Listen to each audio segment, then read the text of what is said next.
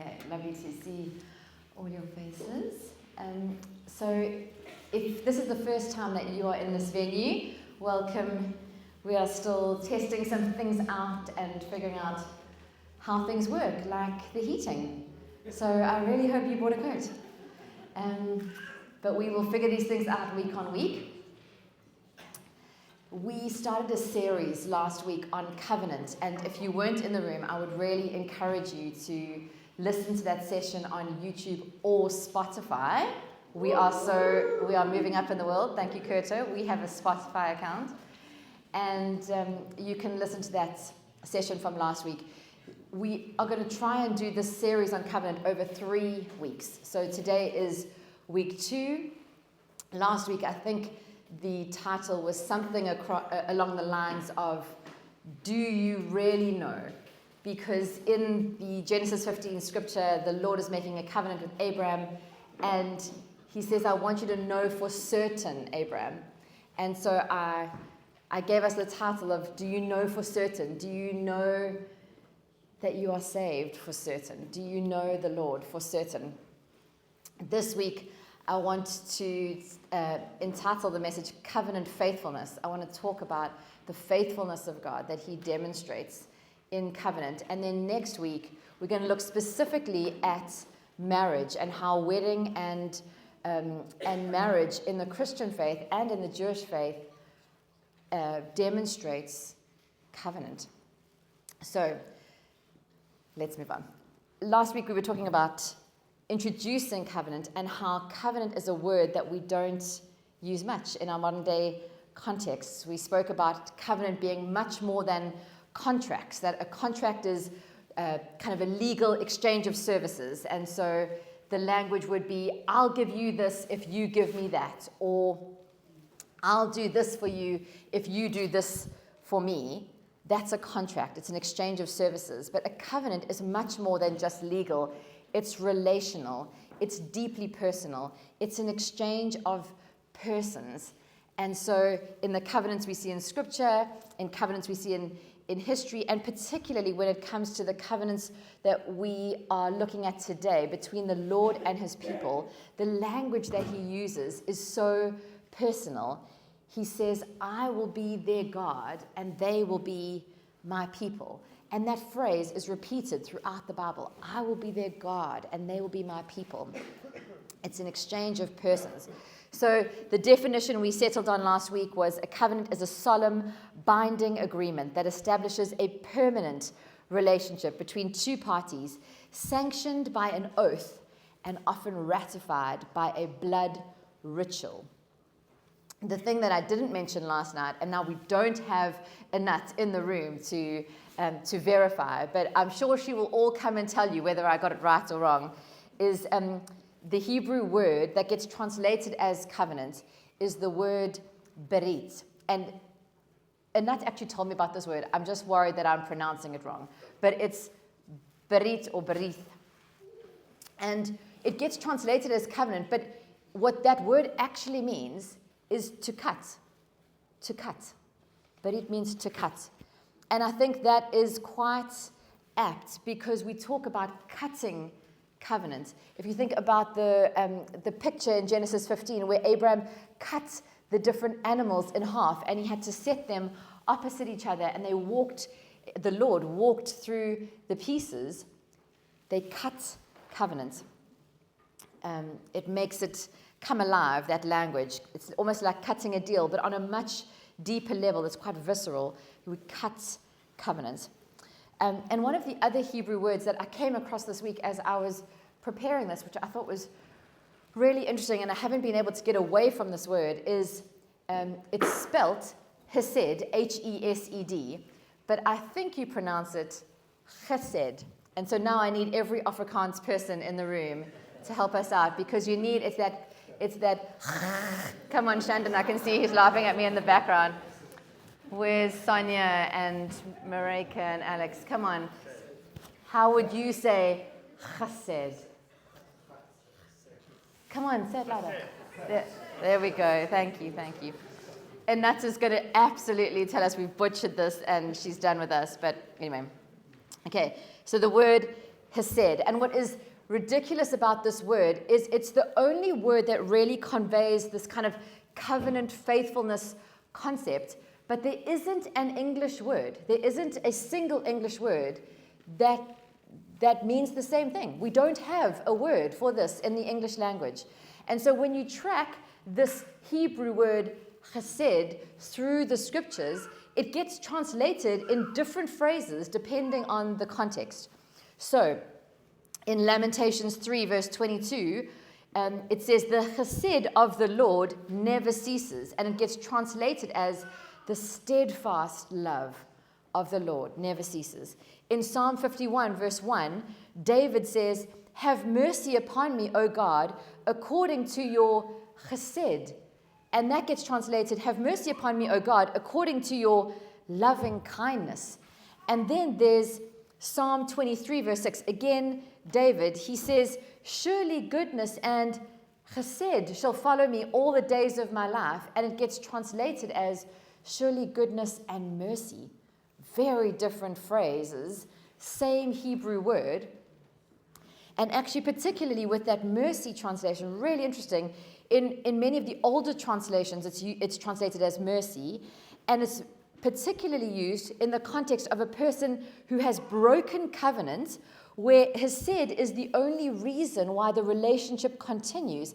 It's the undeserved mercy. It's the undeserved loyalty. Is it me? It's Vaughan. I blame Vaughan. It's Vaughan. Victoria says it's Vaughan. So it really bothers me. Maybe it doesn't bother you, but it really bothers me that a term and a concept that is so fundamental to our understanding of who God is and how he wants to relate to his people, that we don't have adequate language in our language to explain this. It bothers me. Somebody needs to come up with better language. But this has said it's covenant faithfulness. It's covenant faithfulness over time. And the closest illustration or imagery that we have is weddings and marriage. And I'm deliberately going to not talk too much about that today, because we're going to talk about that next week.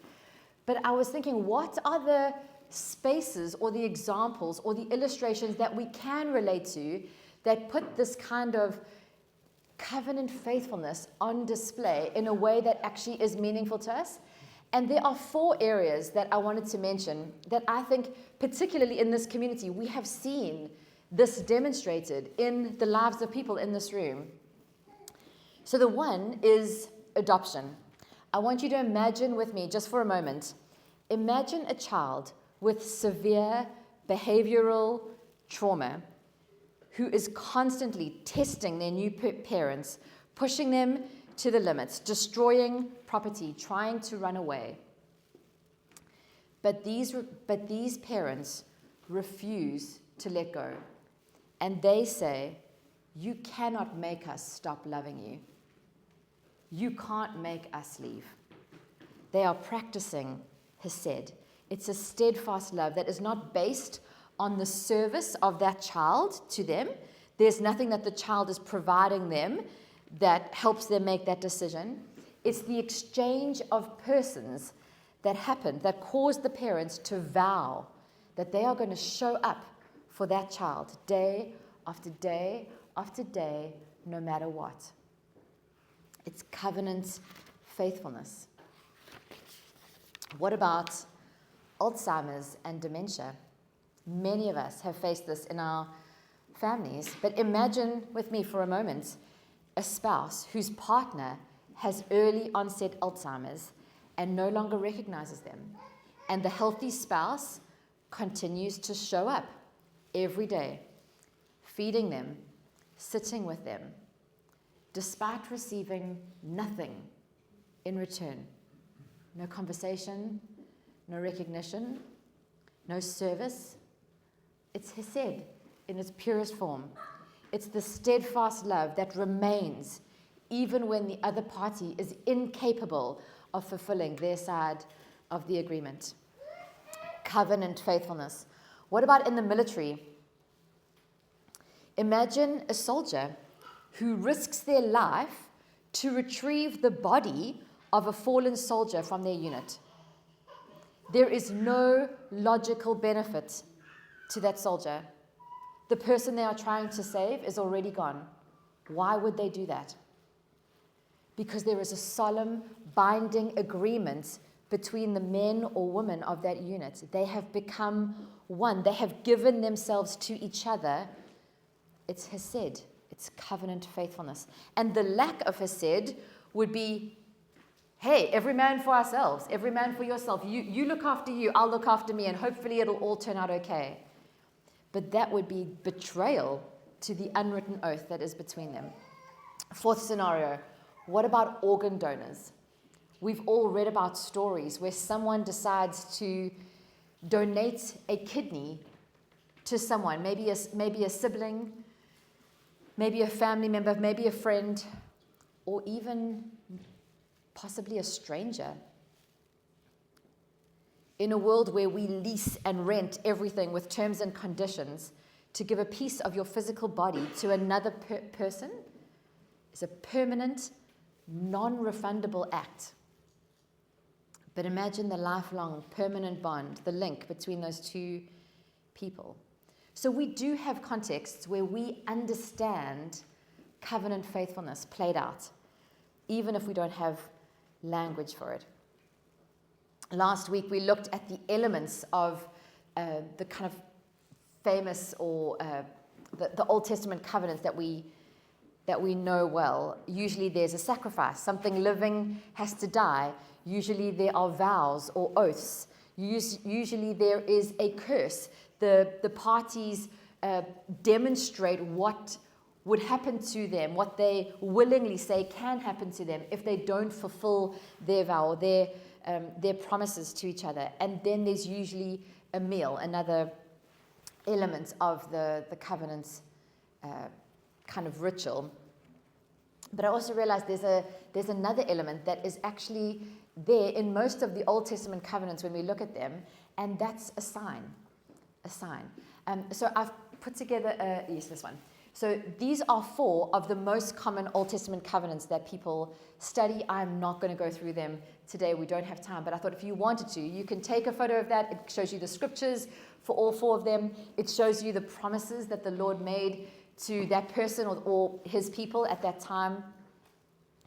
And then it shows you the sign. It gives you the sign that the Lord gave the people. He is that faithful. And with all of these covenants, the Lord initiated the covenant. It wasn't like these people went to the Lord and said, can you enter a covenant with us? No, our God is such a covenant-loving, covenant-keeping God. He initiated with his people. He drew up the terms and conditions. And when it comes to these 4 covenants, 3 of them are what we call unilateral covenants. They were unconditional. It was the Lord saying, I want to cut covenant with you as my people. I am going to do everything. You can believe me, you cannot believe me. You can show up, you cannot show up. I am vowing, I am making you an oath I'm swearing by myself that I will be faithful to this covenant. But one of these covenants, the Mosaic covenant, that is a bilateral covenant, and that's very deliberate. You can go and read about it in Exodus 19, where the Lord makes a covenant with his people, and Moses represents the people. Sorry, Stevie is racing down the aisle. Not yet, Stevie, not yet.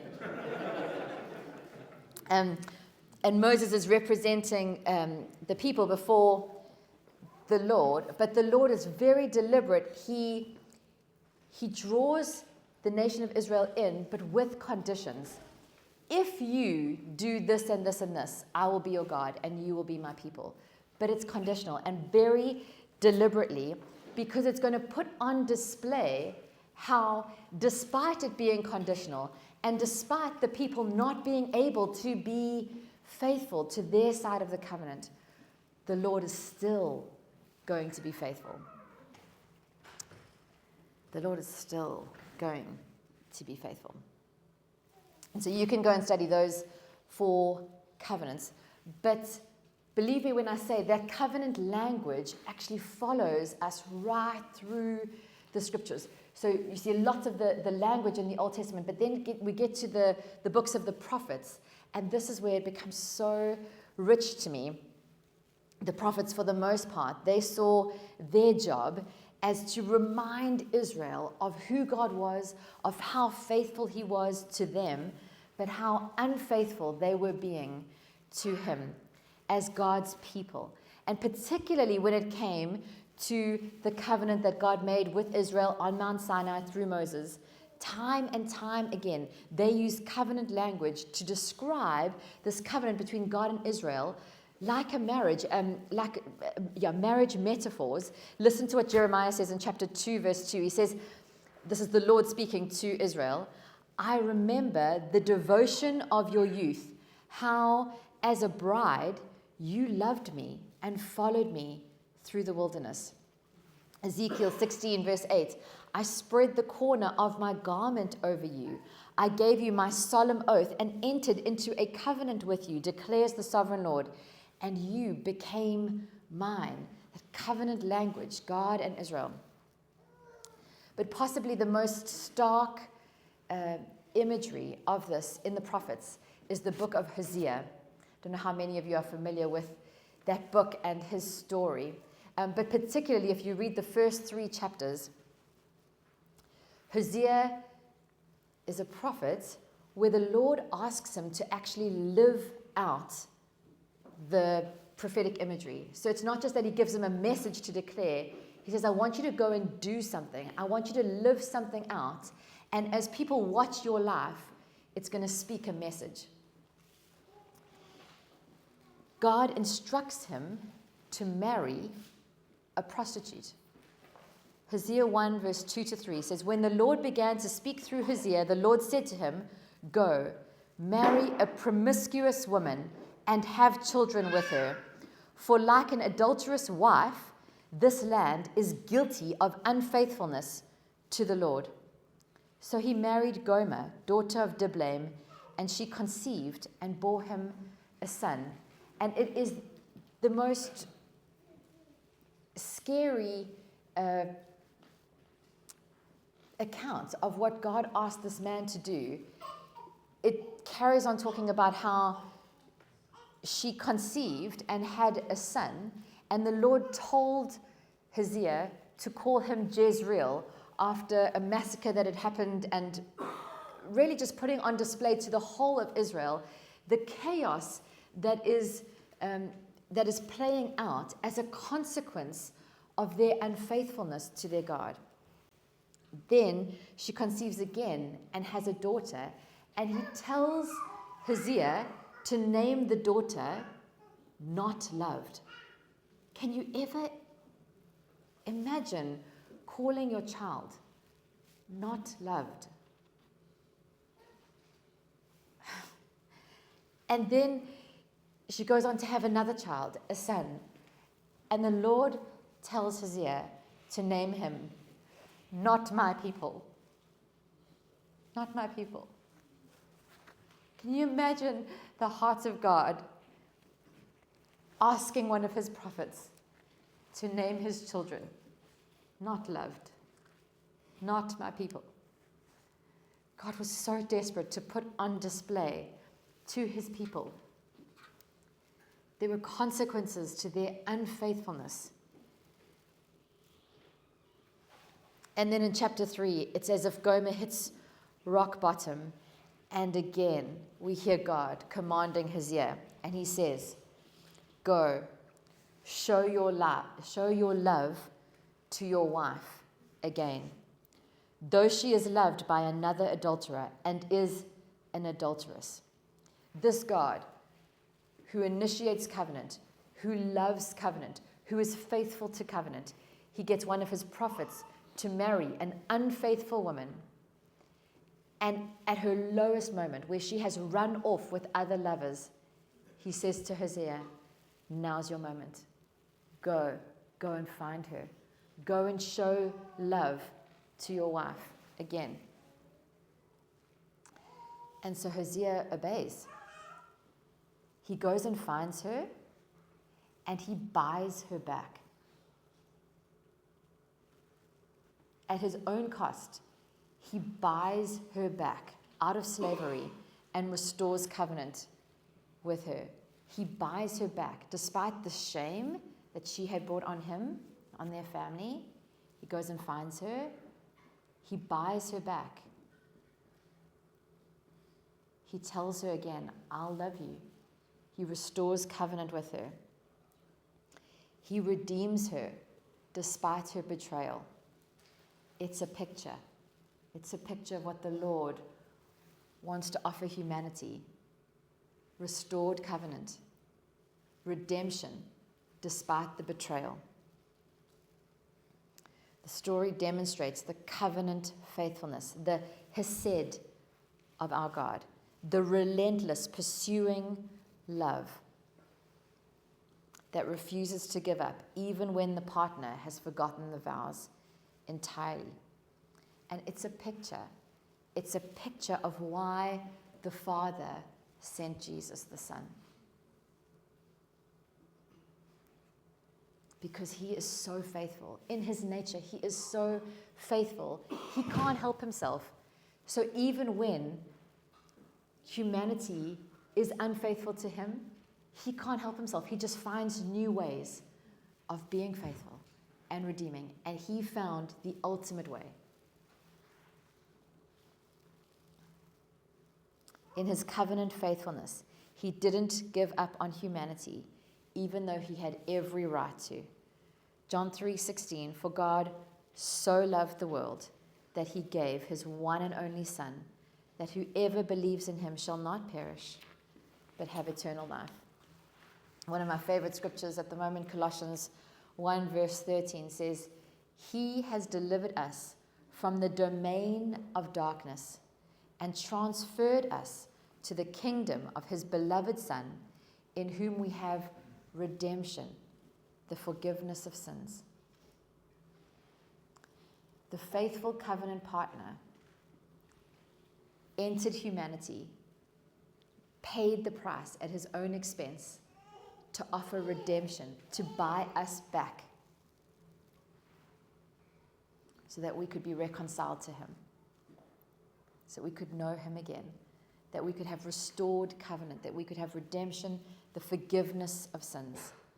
God the Father cut covenant with humanity by getting his Son to represent us.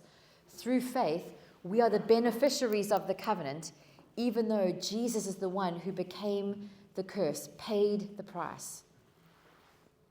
And so we get to enjoy all those elements of covenant faithfulness, his steadfast love, his loving kindness, his undeserved mercy, his unconditional love. He is faithful even when we are faithless. He cut covenant with us, and he cannot be unfaithful. Do you know that in the depths of your being? Do you know that even if you were unfaithful, even when you are unfaithful, even though you are unfaithful, he cannot be unfaithful? It would mean stopping being God, because faithfulness is one of his attributes. He has to keep being faithful.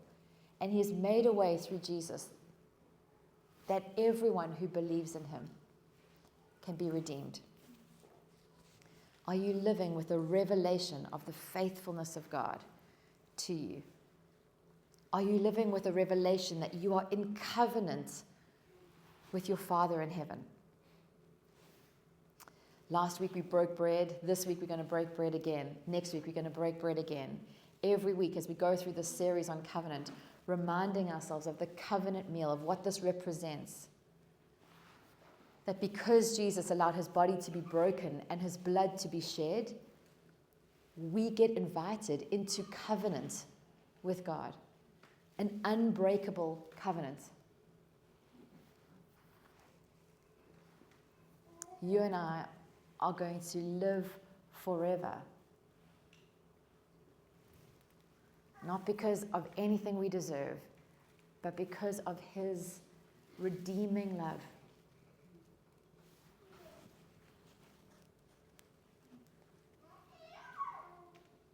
He is pursuing you with a relentless love, with a faithful love. He is faithful. He is faithful. I'm going to ask the band to come up. We're going to just spend some time praying and breaking bread together. But when I was preparing this, I really just sensed that this theme of redemption, this idea of the Lord pursuing us and coming after us in our unfaithfulness, just like Hosea with Gomer, that even when it seemed so far gone, so far lost, that he would, at his own expense, go and find her and buy her back and say, come, I want to restore covenant with you. I haven't moved. I'm still faithful. I'm still going to be faithful.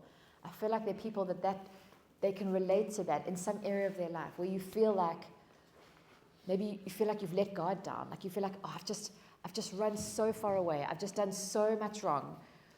I don't know if He could take me back. I'd love to pray for you. I'd love to pray with you. Because our God is a covenant-keeping God. And He has not moved. He has not given up on you. He is still waiting for you to come back. He is still holding out the ultimate gift of redemption, what His Son did on the cross, at great expense to Himself.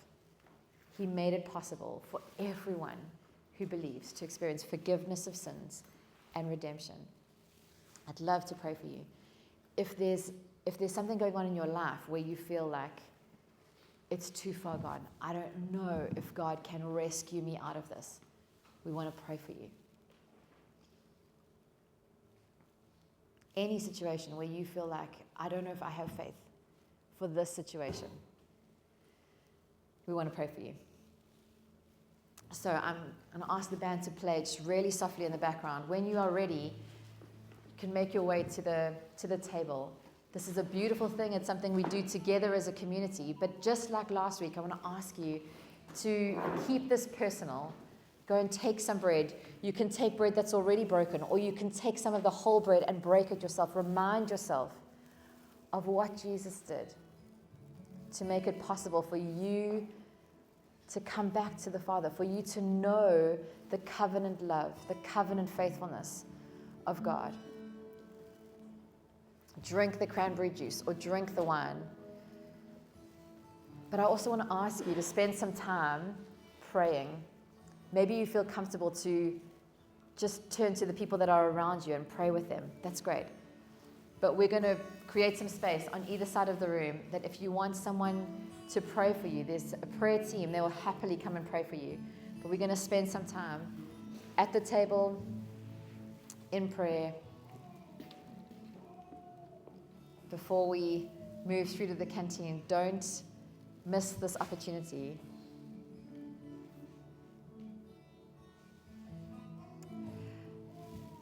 There's a slide that has a verse by Song of Songs. It's Song of Songs 6, verse 3. And Song of Songs is it's a love story between a man and a woman, but it's also a picture of the love story between God and His people. And there's this verse in Song of Songs 6, verse 3. It says, I am my beloved's, and my beloved is mine. I am my beloved's, and my beloved is mine. And I want us to keep that up there while we take communion and while we pray for each other. And I want to ask you, is that how you think about your relationship with the Lord? Because I think that's how He sees His relationship with you. You're invited into a covenant relationship. The God of creation, the God of redemption. He's faithful. I am my beloved's, and my beloved is mine. So when you're ready, come to the table, come to prayer. Let's meet with the Lord. Let's remind ourselves what He did and how much He loves us.